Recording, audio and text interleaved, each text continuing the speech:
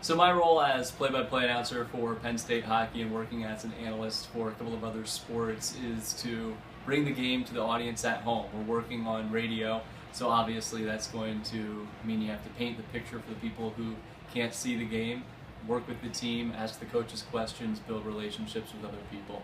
But that's the basic job description.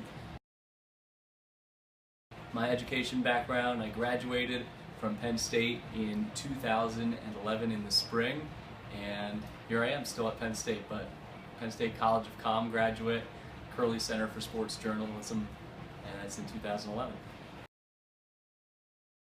When I was in high school, I really noticed when I started to watch games that I was watching a game and listening to the announcers at the same time, and I love being around sports, and I was looking for something that could keep me tied closely with sports, and broadcasting was the perfect fit. So that's the path I chose, and then through college I did work with student radio and also with Penn State Athletics, doing some things for btn.com, and just continued to hone my craft. And out of college, Penn State hired me to work with the women's volleyball team and with women's basketball, and also continued working with baseball. For baseball, one thing that we do prior to coming here every week is a Monday show with Coach Cooper. So myself and Lauren Crispell, who's the play-by-play voice for Penn State baseball. I think this is his 8th year, and this will be my 5th year working with him.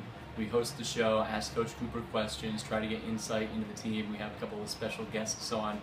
So that's part of the way we start to integrate ourselves into another week of baseball. Coming here on a game day, bring the scorebook, look at the lineup, but it goes a lot more than that. I already have a couple of pieces of research done on each player for both teams, monitoring trends, future schedules, information, not only about the two teams playing, but about what's going on in the Big Ten. So a lot of the work to get ready for a broadcast happens before we actually get here to the broadcast booth at the ballpark.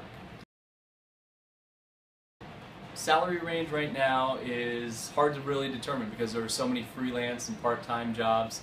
The one thing that I've always been told when getting into broadcasting is you want to be, for your age, you want to be making that many thousands of dollars. So if you're 22, you want to be making $22,000. And right now I am in that range. I'm 25 years old, and when you put all my part-time jobs together, I get about to where I want to be.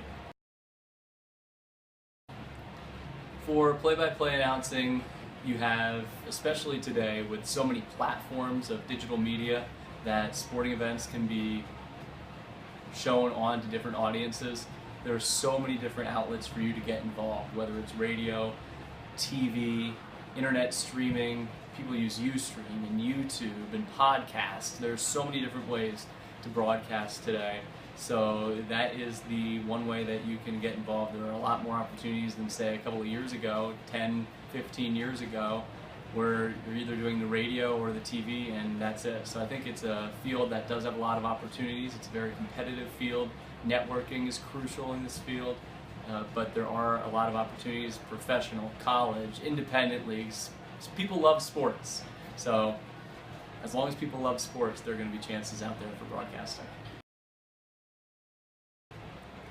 One of the things that you have to learn to adapt to when doing this is when there's a sporting event, you're at work. So if you're the kind of person who likes the 9 to 5 weekends and evenings off, it's probably not for you. The like is, it's a sporting event.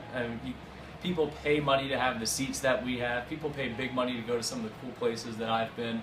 I've been to Stanford for women's volleyball, and been to Alabama for football, and Madison Square Garden, and all the great Big Ten schools. Been to every Big Ten school, and different NHL venues for hockey this past season. So getting to go everywhere for free and then getting paid something to broadcast the game is a lot of fun, but it's a lot of hard work. I think people sometimes don't realize how much preparation goes into it.